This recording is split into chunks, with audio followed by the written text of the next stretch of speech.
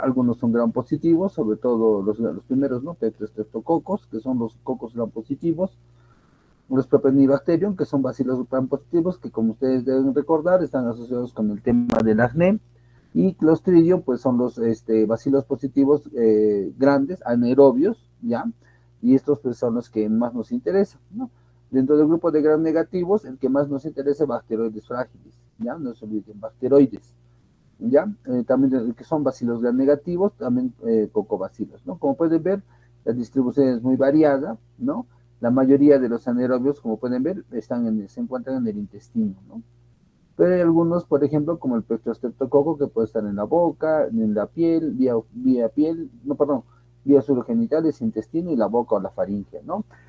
Este Streptococo es uno de los responsables, pues, de que cuando se produzcan los abscesos de la boca, los problemas dentales, ¿no? Cuando se produzcan abscesos post extracción dental, este germen es uno de los involucrados, ¿ya? No se olviden eso. También hay otros, ¿no? Pero este es uno de los más importantes. En la exposición lo que vamos a hablar es un poco acerca de las generalidades de este grupo y luego vamos a ir de lleno al grupo que nos interesa, que es Clostridium, ¿ya? Entonces, como pueden ver, los anaerobios, igual pues como vimos que hay bacilos gram positivos, hay cocos gram positivos, o hay cocos gram negativos y bacilos gram negativos, los anaerobios también tienen esa clasificación. Existen cocos anaerobios y bacilos anaerobios, ¿no? Los cocos anaerobios generalmente pues son casi todas las especies de cocos gram positivos importantes pertenecen al género Peptostreptococcus, ¿no? Con respecto a los gram negativos, Bellonella es el único que tiene, es muy parecido a Neisseria, es uno de los pocos cocos gram negativos anaerobios, ¿ya? Con respecto a los clostridios, ya dijimos, son bacilos gram positivos grandes que forman esporas. Esta es una característica importante porque el resto de los anaerobios no forman esporas, ¿ya? Y estas esporas son resistentes al calor, la desecación y los infectantes, ¿ya? Sobreviven durante años en el ambiente, son potentes productores de una o más proteínas llamadas exotoxinas, ¿no? Que tienen bastantes factores que son importantes mediadores de la enfermedad, ¿no? Por ejemplo, existe dentro de los clostridium un grupo histotóxico, o sea, que produce toxicidad a nivel de los tejidos, ¿no? Estas toxinas destruyen los tejidos. Tenemos a Clostridium perfringens, ¿no? Las hemolicinas, un grupo neurotóxico conformado por Clostridium botulino y Clostridium tetani que producen neurotoxinas y el grupo de Clostridium difficile que produce enterotoxinas, ¿ya? Esa es una clasificación de ese tipo de bacilos positivos anaerobios, ¿ya? También existen los gram positivos que no poseen esporas, como negativos.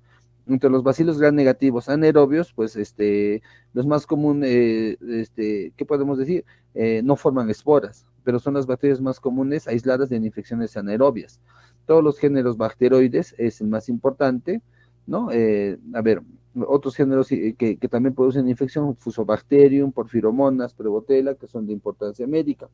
El más importante, estamos diciendo, es bacteroides, ¿ya? Y la especie más importante es esta, Bacteroides fragilis. Es un bacilo gram negativo de apariencia cocobacilar que tiene menor actividad tóxica que la mayoría de los otros gram negativos. Poseen cápsula y producen una enzima denominada la superóxido dismutasa. Aquí podemos ver algunas características de estos cocos, de estas bacterias. Como les digo, no se olviden, pues, el que está en la boca frecuentemente, ¿cuál es?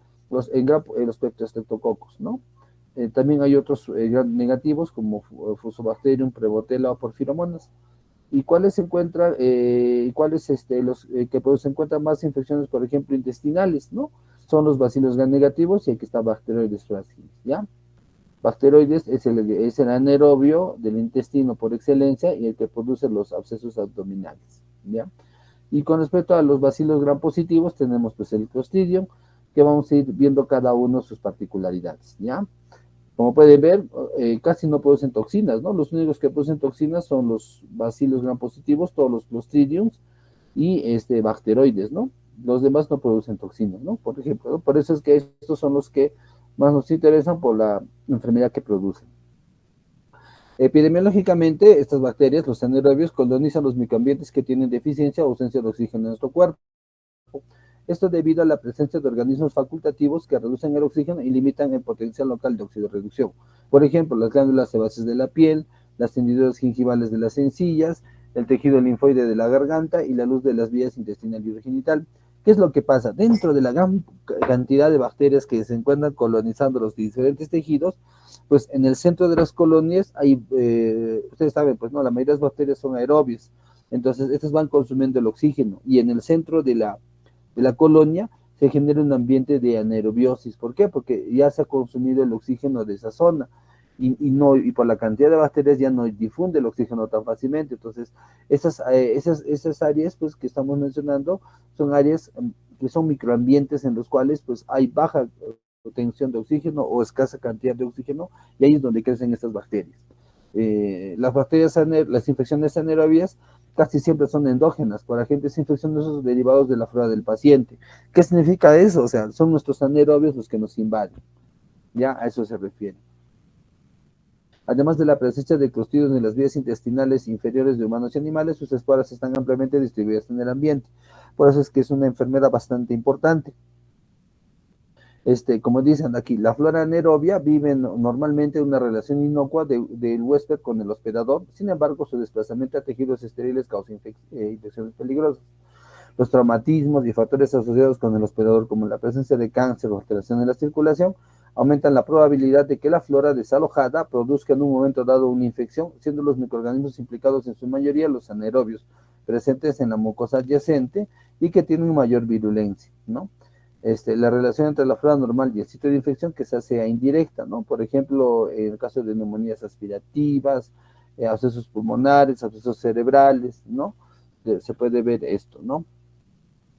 Entonces, ¿qué es lo que pasa? Lo que pasa es que cuando una persona, por ejemplo, tiene una lesión cutánea en la cual hay pérdida de la circulación, entonces se produce un estado de anaerobiosis, ¿no? En ese tejido dañado, y eso facilita pues que los anaerobios puedan colonizar y puedan proliferar, pues, ¿no? Entonces, eso es lo que pasa, ¿no? Aunque el acceso a los tejidos les otorga la oportunidad, por ejemplo, en el caso de los abscesos cerebrales, este, se habla pues que, por ejemplo, estos pueden provenir de abscesos dentarios, ¿no? Que a través de la circulación viajan los anaerobios y se instalan en el tejido, en el quiocefalorraquídeo o atraviesan la barrera hematoencefálica, ¿no? Y ahí es donde se introducen en el tejido, por ejemplo, ¿no? Aunque el acceso a los tejidos les otorga la oportunidad, los anaerobios requieren ciertos factores adicionales de virulencia para provocar infección. Por ejemplo, solo los clostridium y bacteroides frágiles poseen factores clásicos de virulencia, ¿no? Las toxinas y las cápsulas. Además de la capacidad para sobrevivir a la exposición breve a los ambientes oxigenados, podría concebirse como un factor de virulencia, ¿no? O sea, hay anaerobios que con pequeñas tensiones de oxígeno mueren rápidamente, ya se inactiva. En cambio, hay algunos anaerobios que todavía aguantan tensiones un poco más bajas, ¿no? 10% de oxígeno, por ejemplo, ¿no? Estos anaerobios tienen más probabilidad de producir, por ejemplo, enzimas como catalasa y superóxido dismutasa. Otro aspecto es la capacidad de las bacterias para crear y controlar un microambiente reducido, a menudo con la aparente ayuda de otras bacterias. Por ello, la mayoría de las infecciones anaerobias son mixtas, dos o más anaerobios y también E. coli, ¿ya? Entonces hay que tener en cuenta eso, ¿no? Que está mencionando, ¿no? La mayoría de las infecciones anaerobias son mixtas. ¿Por qué? Porque, por ejemplo, pues tenemos las E. coli, que son las que proliferan en la parte externa del absceso y en la parte central, donde hay bajo requerimiento de oxígeno, proliferan pues los anaerobios, ¿no? De acuerdo a las manifestaciones clínicas, pues, miren, las manifestaciones clínicas son variadas, ¿ya? Por ejemplo, los grupos bacteroides, Fusobacterium o Streptococcus, solos o en combinación, son responsables de la gran mayoría de abscesos, ¿no? Ya sea abscesos cerebrales, de tórax, peritoneo, hígado o vías genitales femeninas. Además, los anaerobios pueden producir, miren, sinusitis, otitis, neumonías por broncoaspiración, bronquiectasis, colecistitis, artritis séptica, osteomielitis crónica, úlceras de decúbito e infecciones de tejidos blandos en pacientes con diabetes mellitus. la disección de la infección a lo largo de la línea facial, fascitis necrosante y la tromboflebitis son complicaciones comunes.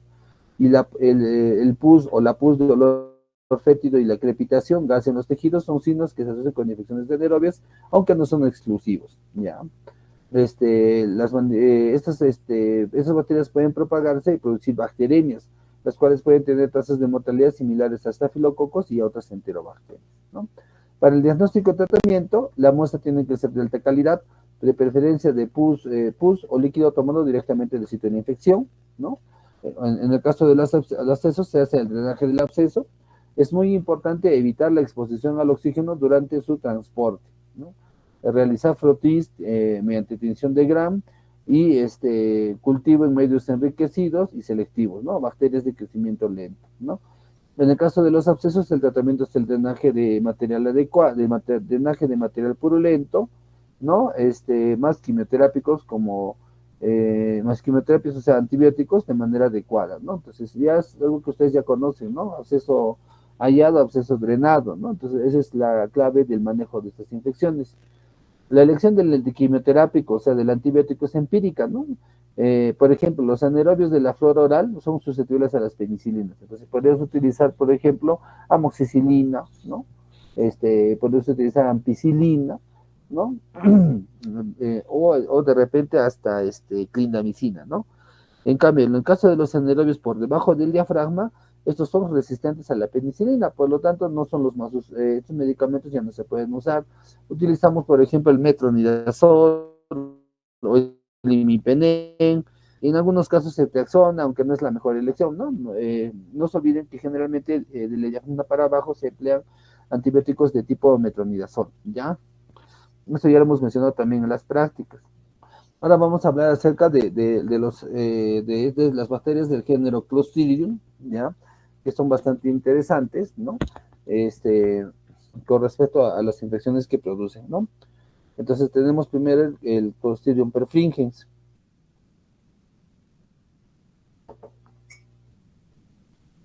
Es un bacilo gram positivo, ¿no? Grande y sin movilidad. Es responsable de la gangrena gaseosa y produce múltiples exotoxinas que sirven para su clasificación en 5 grupos, ¿no? De la A a la E. El tipo A es el más importante para los humanos si se le encuentra en el colon y en el suelo. O sea, esta bacteria es en colon y en el suelo. La toxina alfa, ya dijimos que es más importante, hidroliza la lecitina y la esfingomielina, ¿no? Como ustedes saben, estas moléculas son componentes de las paredes, de las membranas celulares ¿no? De nuestras células, ¿no? Alterando las membranas celulares de diversas células como eritrocitos, leucocitos y células musculares, ¿no? Esa es la que produce la destrucción tisular. Existen otras como la toxina teta, que altera la permeabilidad capilar y es tóxica para el músculo cardíaco, o la enterotoxina, que se encuentra en menos del 5% de los casos, que causa un aumento del calcio intracelular y altera la permeabilidad de la membrana a nivel del intestino. Entonces, esta enterotoxina es causante, pues, de diarreas, ¿no? Con respecto a la gangrena gaseosa, como ustedes pueden ver aquí en los gráficos, se desarrollan heridas traumáticas con daño muscular que estén contaminadas, ¿no? La clave para que los anaerobios puedan proliferar es que la herida esté contaminada, esté sucia. Por eso es importante que cuando ustedes vean una herida siempre, ¿no? Una paciente que se realiza una herida, un traumatismo, se tiene que limpiar, ¿no? Para tratar de eliminar todo el material contaminado, ¿no? Este, como dice acá, ¿no? Se desarrollan heridas traumáticas con daño muscular contaminadas y que tengan Clostridium perfringens u otra especie de Clostridium histotóxicos, ¿no? Las fracturas expuestas, heridas de bala y traumatismos similares son prototipos de esta infección.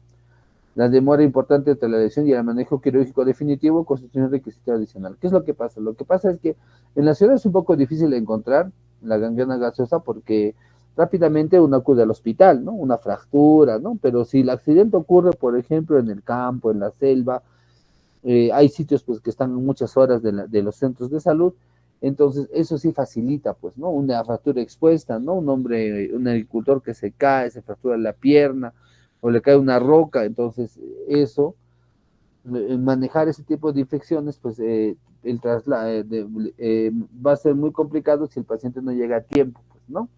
Aquí podemos ver en el gráfico, ¿no? Las características clínicas de la gangrena gaseosa, ¿no? Pueden ver acá, que es un aumento de volumen en la extremidad, pueden ver cómo están los deditos bien edematizados, hay áreas de necrosis, y cuando hacen la radiografía pueden ver a nivel debajo de la piel, miren, se encuentran, ¿no? Zonas de aire, ¿no? Acá, ¿no? Miren, tanto arriba como abajo, todo este área está, pues, se encuentran las burbujas de aire que son productos del metabolismo anaerobio, ¿no? Existe también lo que se llama intoxicación alimentaria por clostridios, ¿no? Las esporas de algunas cepas de Clostridium perfringens son resistentes al calor y pueden tolerar hasta 100 grados. Entonces, durante una hora o más. Después de la ingestión, se libera la enterotoxina en el tubo digestivo superior, lo cual produce salida de líquido que afecta principalmente al hilo. Manifestaciones clínicas, ¿no? Como la gangrena gaseosa se inicia 1 a 4 días después de la lesión, puede ser tan rápido como en 10 horas. Hay dolor intenso con sensación de pesadez o presión, ¿no? Por el aumento de volumen. Después la infección progresa rápidamente con edema, sensibilidad y palidez. O sea, hay una alteración en la circulación. Seguido de coloración y formación de ampollas hemorrágicas. El gas se detecta como crepitación en los tejidos posteriormente, no es un signo precoz. Y los síntomas sistémicos son aquellos asociados con shock, hemólisis intravascular, hipotensión y insuficiencia renal que conducen a coma y muerte. ¿No? De ahí viene la importancia del diagnóstico rápido, ¿no? Con respecto a la celulitis, tenemos la celulitis anaerobia, que es una infección en heridas y tejido subcutáneo circundante, con notable formación de gas, pero con dolor, inflamación y toxicidad ausentes, ¿ya? Esta bacteria también puede producir endometritis. Cuando se produce la infección de los productos necróticos de la concepción retenidos en el útero, se produce infección del endometrio. Puede haber necrosis del tejido uterino y bacteriemia con hemólisis intravascular masiva debido a la toxina alfa. Entonces, esta toxina alfa es muy importante, como pueden ver. Antes, cuando no había medidas adecuadas para el manejo de los partos, por ejemplo, cuando eran los partos domiciliarios, antes no existía el lavado de manos, estamos hablando de hace 2 siglos. Entonces la mortalidad era alta, pues por las infecciones por clostridium, ¿no? Por la endometritis puerperal, por ejemplo, ¿no? Que también aquí está involucrado también no solo clostridium, también existen el estreptococo, ¿no? En el caso de intoxicación alimentaria, se produce después de un periodo de incubación de 8 a 24 horas, se produce náusea, dolor abdominal y diarrea, ¿no? No hay fiebre. En general, después de 24 horas ocurre la recuperación espontánea. El diagnóstico se basa en la observación clínica y los estudios bacteriológicos son auxiliares, ¿no? O sea, tú encuentras la crepitación en la extremidad afectada y conoces el diagnóstico, ¿no? Por ejemplo, se han aislado por Clostridium perfringens en heridas contaminadas de pacientes sin enfermedad por Clostridium. En caso de la intoxicación alimentaria, el aislamiento de más de 10 a las 5 colonias o de más de 10 a las 5 Clostridium por gramo de alimento ingerido, en ausencia de otra causa, es suficiente para indicar que es la causa productora de la enfermedad, ¿no? De la intoxicación. El tratamiento, la gangrena gaseosa y la endometritis deben tratarse de inmediato porque esas casi siempre son mortales. La extirpación de todo el tejido muerto es de importancia primordial y la administración de dosis masivas de penicilina es un importante procedimiento auxiliar, ¿no? O sea, como pueden ver, no, la administración de penicilina no es lo primero que hay que hacer, sino es secundario. Primero es tratamiento quirúrgico, no se olviden. En algunos casos se usa el oxígeno hiperbárico para reducir la velocidad de propagación, ¿no? Pero no asegura curación, ¿no? Curación solo se hace cuando haces la remoción del tejido comprometido. En cuanto a la prevención, también pues la prevención puede ser quirúrgica, ¿no? Puede ser por debilitamiento de los quirúrgicos de las lesiones traumáticas, o sea, la cura, ¿no? La limpieza antes de que desarrolle la infección. La prevención de la intoxicación alimentaria implica buena higiene al preparar los alimentos y refrigeración adecuada, hervir bien los alimentos, y la diarrea por Clostridium perfringens se ha asociado a diarrea por antimicrobianos también, ¿no? Al igual que Clostridium difficile, también puede ser por antimicrobianos la diarrea por Clostridium perfringens, ¿no? Entonces no se olviden, no solo Clostridium difficile es el único que da diarrea. Ahora vamos a hablar acerca de los Clostridium que son neurotóxicos, ¿ya? Vamos a hablar acerca de Clostridium botulinum, ¿no? Bueno, su morfología es similar, ¿no? Bacilo gram positivo grande que produce esporas, ¿no? Miren, las esporas de Clostridium botulinum resisten la ebullición, miren, y se requiere calor húmedo a 121 grados para destruirlas. Clostridium botulinum elabora una familia de neurotoxinas de extraordinaria toxicidad, siendo la toxina botulínica la toxina más potente conocida, ya que se necesita para producir la muerte menos de 1 microgramo. Es una enzima de tipo metaloproteinasa que actúa en las uniones neuromusculares, bloqueando la liberación del neurotransmisor acetilcolina, produciendo parálisis flácida. Ya no se olviden, ese es el mecanismo de producción de la enfermedad. Se clasifica en múltiples tipos, de A a la G, con base en la especificidad antigénica, y todas las toxinas son lábiles al calor y se destruyen con rapidez a 100 grados, pero son resistentes a las enzimas de la vía gastrointestinal, o sea, sí se pueden ingerir, ¿no? Las esporas de Clostridium de botulino, miren, se encuentran en los suelos y en los sedimentos de las lagunas y lagos de muchas partes del mundo, o sea, son bastante comunes, están ahí, ¿no? En la naturaleza. Si las esporas se contaminan los alimentos, pueden convertir al estado vegetativo, multiplicarse, ¿no? Y producir la toxina en ciertas condiciones de almacenamiento, ¿no? Las condiciones alcalinas, por ejemplo, los verduras, hongos, pescados, promueven el crecimiento de esta bacteria. Es más frecuente que el botulismo se presente después de la ingestión de productos de conserva hechos en casa, y a menudo el botulismo ocurre en pequeños brotes familiares y más raramente por ingesta de productos comerciales. Lo que pasa es que antes los embutidos, enlatados, ¿no? Los alimentos, este tipo de alimentos eran producidos en casa, no había mucha industria al respecto, tanto en los países desarrollados como en los países en vías de desarrollo. Entonces había muchos casos de botulismo. ¿Por qué? Porque esos alimentos, al no guardar las condiciones adecuadas, se contaminaban. Y como ustedes saben, se tiene que hervir a 121 grados para destruir las esporas, entonces era un procedimiento bastante complicado, ¿no? Entonces, esto lo que daba lugar era pues que en las familias haya brotes, pues, ¿no? Los miembros de la casa, ¿no? Se contaminaban con los alimentos que se producían, ¿no? Y bueno, pues si no se trataba a tiempo, sobrevenía la muerte. El botulismo en los lactantes y en heridas ocurre cuando la toxina se produce en forma endógena, ¿ya? Por ingestión o contaminación de la herida. ¿Qué es lo que pasa? Hay una herida contaminada, y los clostridium botulinos se multiplican en esa herida y producen pues la toxina, ¿no? Y pasa al torrente sanguíneo, ¿no? Esa es una producción endógena. No es que ha consumido un alimento contaminado, sino de su propia, de una herida contaminada en su cuerpo, es que ha desarrollado eso, ¿no? Como dice acá, el botulismo por alimentos es una intoxicación, no es una infección. Ojo, no es que la bacteria es la que viaja por la sangre, destruye los tejidos, libera sus enzimas y destruye los tejidos, no, sino es la toxina la que hace el trabajo, ¿no? Como dice acá, la toxina preformada ingerida se absorbe del tracto intestinal y llega a la unión neuromuscular por medio del torrente sanguíneo. Una vez fijado en ese sitio, inhibe la liberación de acetilcolina, lo cual causa parálisis debido a falta de transmisión neuromuscular. Se cree que las arritmias cardíacas y la inestabilidad de la presión arterial se ven efectos de la toxina en el sistema nervioso central. El daño sobre la sinapsis es permanente. Entonces, ¿qué hay que hacer? Entonces, miren, no se olviden, inhibición de la liberación de acetilcolina, ¿ya? Ese es el principal mecanismo, ¿no? Entonces, aquí en este gráfico pueden ver, pues, ¿no? La diferencia entre las neurotoxinas tetánica y botulínicas de los clostridium, ¿no? Este...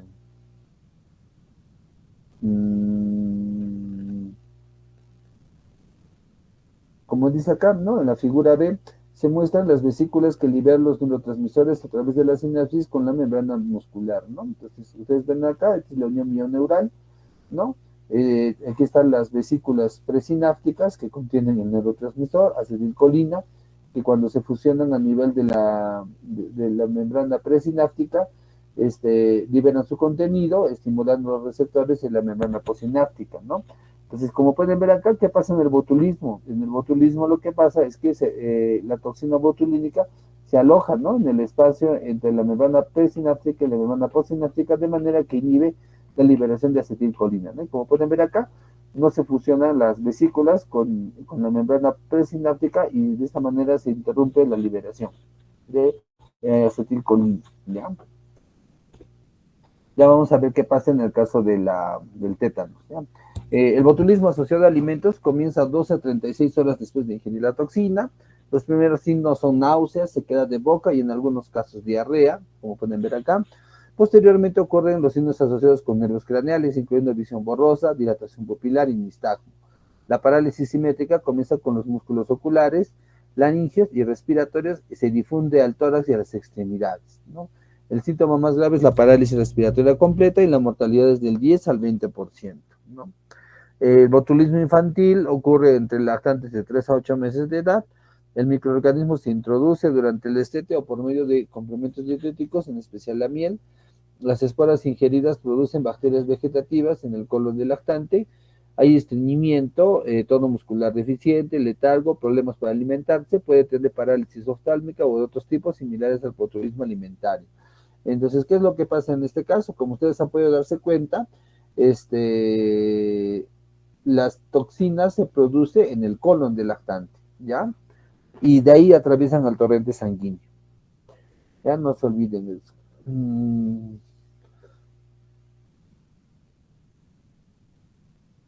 Existe también botulismo en heridas, ¿no? Rara vez las heridas infectadas con otros microorganismos pueden permitir el crecimiento del Clostridium.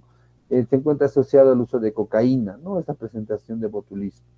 El diagnóstico es mediante la demostración de la presencia de la toxina en sangre, contenidos intestinales o residuos de alimentos, pero solo se llevan a cabo en laboratorios de referencia, entonces más que todo es clínico el diagnóstico, ¿no?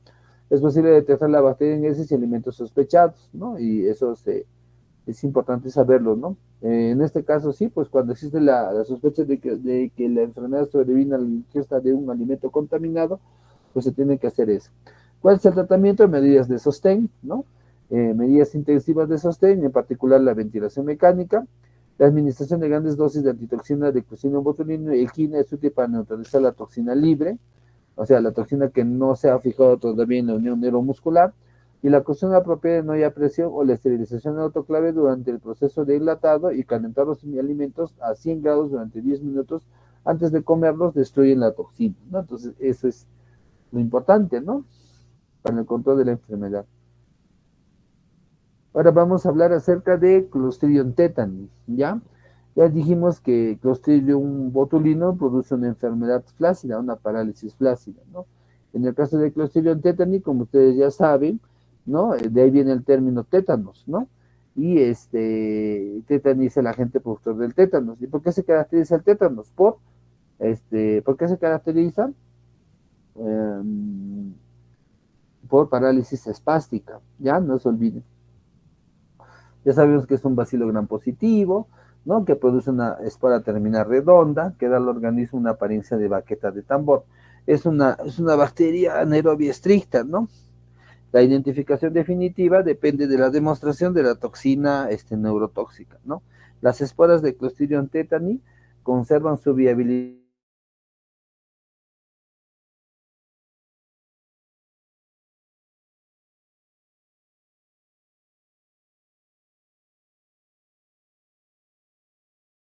Toxina neurotóxica llamada tetanospasmina o toxina tetánica.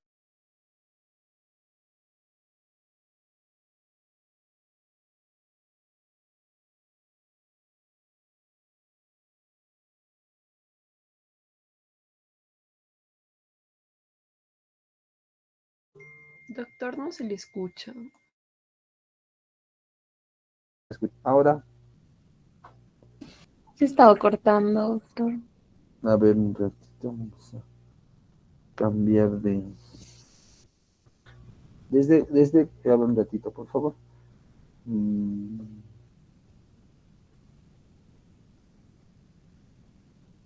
voy a, voy a dejar de compartir un minutito. Voy a cambiar de red. A ver, pues, un minutito, por favor.